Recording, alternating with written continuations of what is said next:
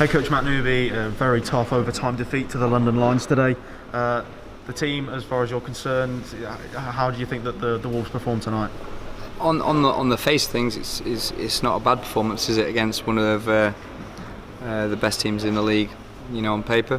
But I don't think that's an excuse for necessarily some of the things that happened in the game.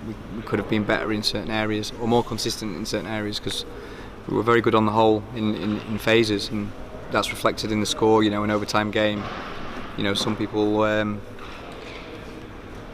may say we should be pleased with it. We're not looking for pats on the back. We're looking for wins at this time in the season, and to be in playoff form. Against Bristol the other night, and against Lions obviously on the previous Sunday, I think we were getting close to that. But in terms of where we're at right now, we've just dropped a level, I think. But that's going to happen.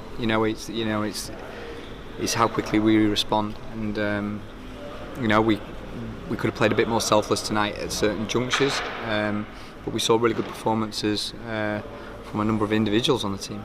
So it's finding it on the night, that consistency, as I'm talking about, all the coaches are looking for from their teams, and we just fell a little bit short.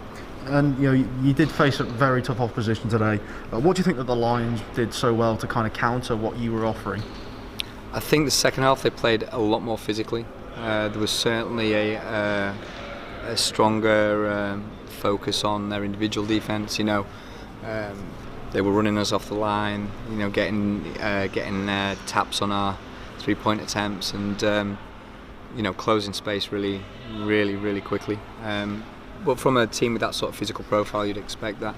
I think there's a couple of times we kind of misjudged things. Maybe we could have faked and gone to the basket, for example. I think they ramped things up.